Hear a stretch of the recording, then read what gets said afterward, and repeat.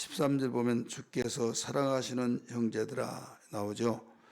또 14절, 15절에 그러므로 형제들아 이게 나오죠. 지금 이 형제는 우리 성도들을 가리키고 있습니다. 성도에 관하여서 말씀을 가르쳐주고 있어요. 이 내용이 뭔가 하면 본문은 거짓 교훈에 대해서 바울이 성도들에게 이 부탁한 것이 무엇인지에 대해서 잘 가르쳐 주고 있습니다.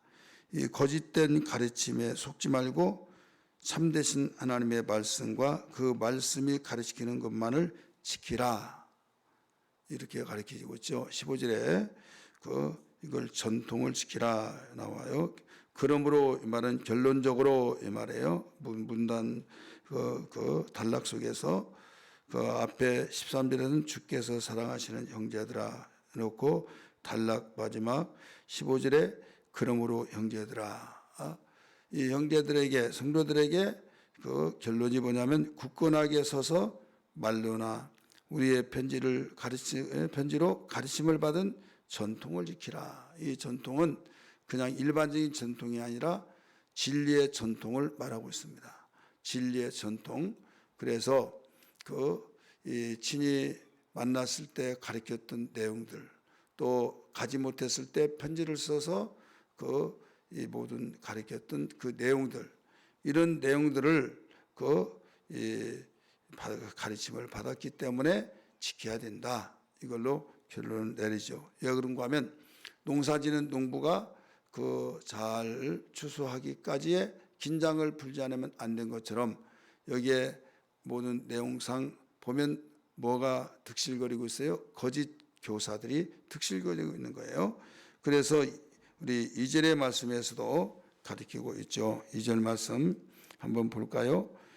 데살로니가 후서 2장 2절 영으로나 또는 말로나 또는 우리에게서 받았다는 편지로나 주의 날이 이르렀다고 해서 쉽게 마음이 흔들리거나 두려워하거나 하지 말아야 한다는 것이라. 한마디로 거짓 교사들이 이렇게 거짓말을 하면서 이 진리에서 떠나서 진리의 전통을 지키지 못하게 만들고 있다 이거예요. 그래서 여기에 2장을 이제 결론을 내리면서 이 내용으로 가르쳐주고 있죠. 그 말씀이 가르치는 것만을 지키라. 그래서 15절에서 이미 말씀 함께 읽었던 것처럼 믿음에 굳게 서서 말로나 편지로나 가르침을 받은 전통을 지키라. 이 전통이 무슨 전통이라고 그랬어요? 진리의 전통.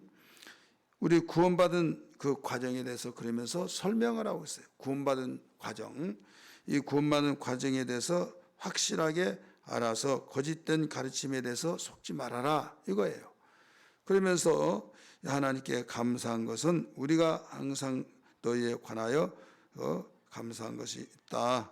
그 감사한 것은 하나님께서 우리에게 복음을 주시고 너희들은 복음을 처음부터 듣게 되는데 택하심을 받아서 들었다 이거예요.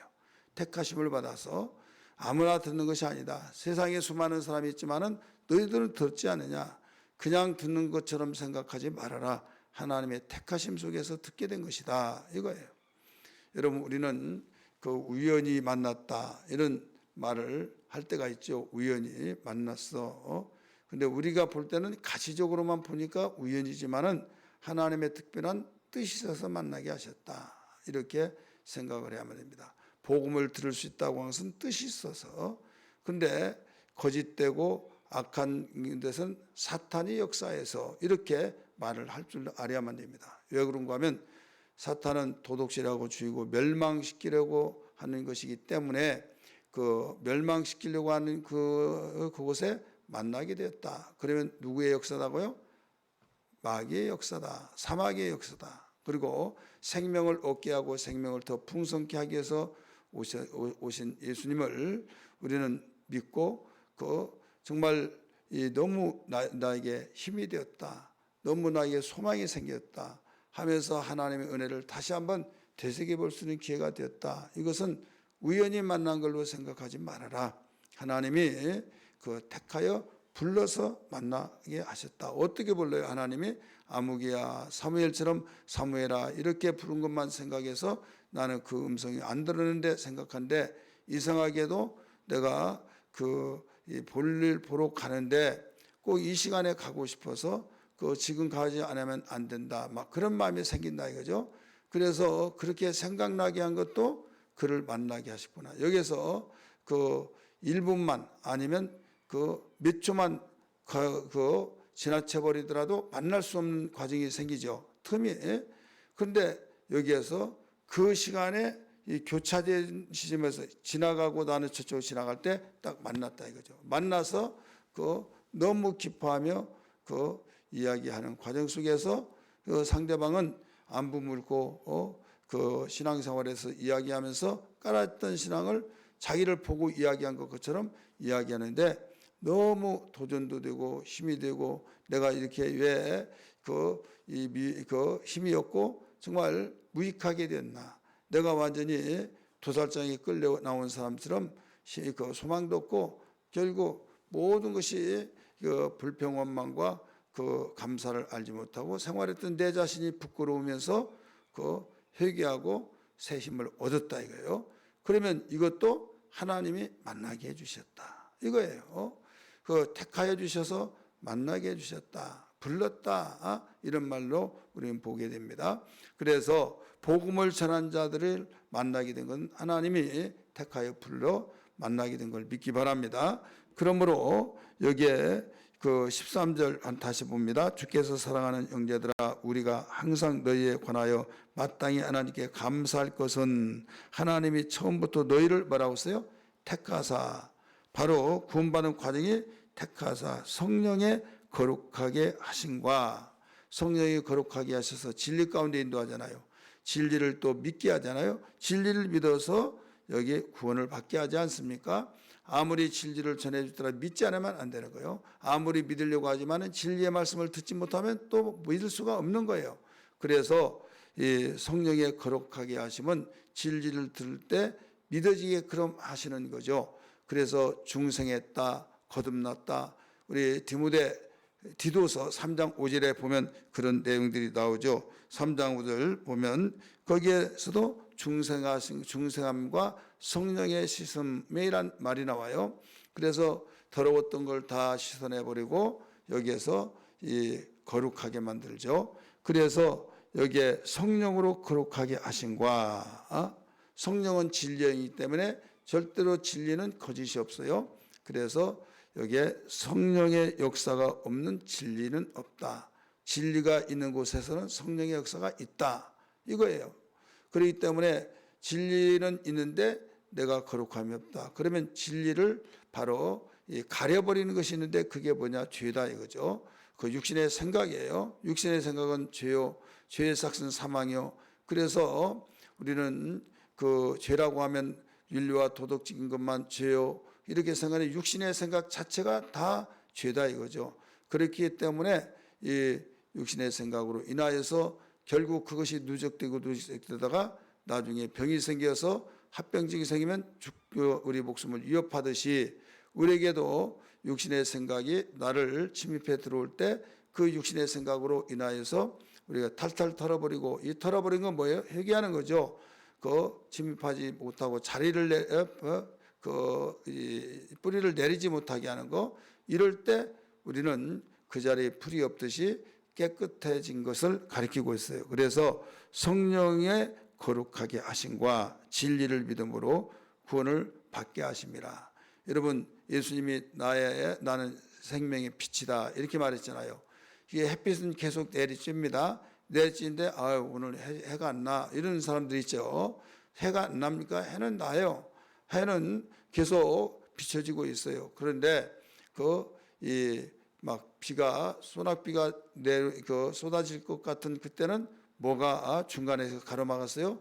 완전히 먹구름이 완전히 가려버리기 때문에 햇빛이 안 난다고 말한 거지, 사실 햇빛은 계속 24시간 계속 내리고 있어요. 그러나 지구가 돌고 돌아서 밤이 되고 낮이 되고, 그 다음에 낮이 된 가운데서도 여기에 이 구름 때문에 가려지지 않는다 이거죠. 비행기를 타보면 구름이 그렇게 빡빡해서 깜깜한 밤처럼 느껴질지라도 올라가서 구름을 뚫고 가면 햇빛이 나요, 안 나요? 나죠. 그것을 보면 가운데에서 가로막는 자가 있다 이거예요. 그게 구름이듯이 우리 육신의 생각, 이것은 진리의 말씀을 우리 보지 못하게 만든 거죠. 그래서 하나님, 내 눈을 여서 진리의 말씀을 보게 하여 주옵소서, 이런 기도가 되어야 될 줄 믿습니다. 그리고 이를 위한 것이 뭐예요? 구원받게 된 것을 위하여 우리의 복음으로 너희를 부르사 우리 주 그리스도의 영광을 얻게 하려 하심이라. 우리 주 그리스도의 영광이 뭡니까? 그리스도의 영광이 뭐예요? 바로 부활이에요. 그리스도의 영광이 부활입니다. 그는 부활하심으로 영광의 절정체를 종지부를 찍은 거예요. 하나님, 우리 주님은 이 세상에 죽기 전에도 하나님께 영광을 돌렸지만은 이것은 본인만이 확실히 알고 영광을 받으시옵소서. 내 말을 들으신 걸 감사합니다. 이것은 나를 위함이 아니라 이 무리를 둘러선 무리를 위함이라. 구경꾼으로 온 사람들을 위해서 기도했다고 하는 것을 알 수가 있죠. 여기에서 이렇게 아무리 하나님께 영광을 돌렸던 주님 자신이라 할지라도 부활하기 전에는 십자가에 못 박혀 죽으니까 막 이적과 기사 표적을 나타냈을 때는 대단한 줄 알았는데 죽어버리니까 이거 너무 허무하잖아. 이게 하나님의 아들이냐, 우리가 믿었던 사람이냐, 너무나도 공허하고 허무해서 결국 예수님 다 곁을 떠나고 이 뿔뿔이 흩어지면서 수제자라고 하는 제자도 바로 부인하고 저주하고 맹세했다 이거예요. 그래서 이 주님이 이 세상에 오셔서 아버지의 독생자로서 아버지의 영광이라고 그랬잖아요. 요한복음 1장 14절에 말씀이 육신이 되어 우리 가운데 거하심에 아버지의 독생자의 영광이요. 분명히 영광이잖아요, 주님 자신이. 그럼에도 불구하고 사람들은 이걸 몰랐다 이거죠. 그런데 모든 사람이 알게 된 그 영광은 뭐냐? 부활이다 이거죠. 이건 부인할 수가 없는 거예요. 이건 역사예요.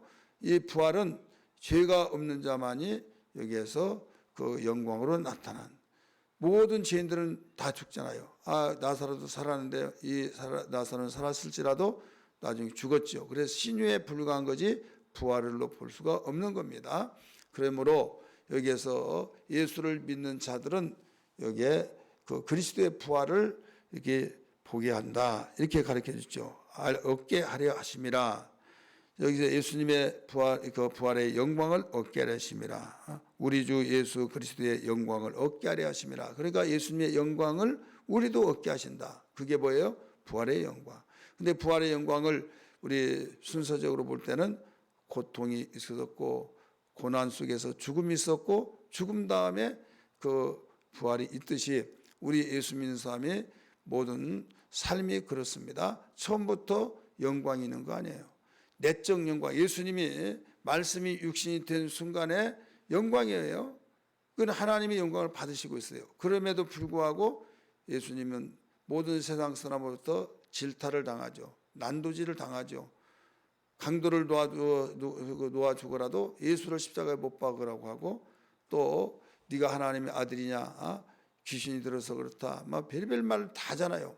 그러니까 분명히 말씀이 육신이 되어서 아버지의 영광을 보았지만은 여기에서 보지 못하고 결국 예수를 모독하고 또 증오하고 죽이고 사람들에게 넘겨서 결국 죽게 되죠.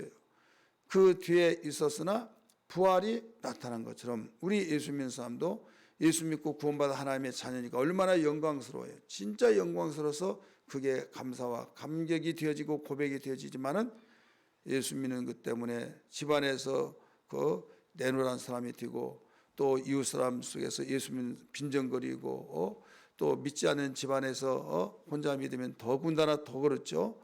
그러나 차츰차츰 내가 그 모든 삶을 통해서 그들이 인정하다가 어느 절정에 보면 뒤집어질 때가 있다 이거죠. 왜? 아무리 콧대가 세더라도 어느 날 순간에 하나님이 나를 높이기 위해서 뒤집어지게 만들고 나를 통해서 그 문제가 해결된다 이거죠. 기도해주고 때로는 이 아픈 일이나 어떤 문제나 저런 이런저런 모든 크고 작은 문제들 중에서 일반적인 문제는 자기 힘으로 다 하려고 권력을 동원시키고 또 이 모든 이 사람들을 동원시키고 하지만은 그래도 안 될 때 하나님만이 할 수 있는 그 영역 속에서 기도하는 사람, 하나님의 영광이 가여 있는데 그들이 보지 못하는 가운데 그 영광의 빛을 보게 된다 이거죠. 그래서 결국은 나중에는 그들이 다 앞발뒷발 튼단 말이듯이 손들고 예수 앞에 나와야 안 나와요? 나오죠. 그래서 영광은 항상 언제 있다고요? 뒤에 있어요. 알곡은 언제 열어요? 맨 마지막에 그 결론으로 알곡이 맺혀집니다. 그 다음에 여기에서 15절에 이런 말이 나오죠. 15절에 가르쳐 준 것은 이미 말씀드렸던 것처럼 그 형제들아 굳건하게 하사 말로나 우리의 편지로나 가르침을 받았던 것 있지 그거 지켜라 이거예요. 전통을 지켜라. 진리의 전통을 지켜라 했으니 우리는 지키기 위해서 힘쓰고 애써야 될 줄 믿습니다. 알려준 것은 바로 주의 종들이 알려주지만은 지키는 것은 내가 지킨 겁니다. 여러분 밥을 해주어서 먹는 거 해준 것은 부모가 해주지만은 바로 먹는 것은 어린 아이든 어른이든 자기가 먹는 거예요. 그래서 우리가 겸손하지 않으면 은혜를 받을 수 없다. 이것은 내가 겸손한 마음으로 아멘으로 고백을 해야 될 줄 믿습니다. 오늘 이 시간에 기도할 때 하나님 말세를 통해서 우리에게 일러주신 성도에 관하여서 말씀을 들었습니다. 주님 말씀을 듣는 가운데서 내가 구원의 절차를 통해서도 하나님의 놀라운 택하시고 제 성령으로 거룩하게 하시고 또 진리를 믿음으로 구원을 얻게 된 것 나는 아무 공로가 없습니다. 이렇게까지 하나님 구원시키시는 애 감사하니 끝까지 주님 진리의 전통을 지키게 하여 주옵소서. 주님 오실 때 알곡된 신앙 되게 하여 주옵소서. 이런 신앙 되기를 주의 이름으로 축복합니다.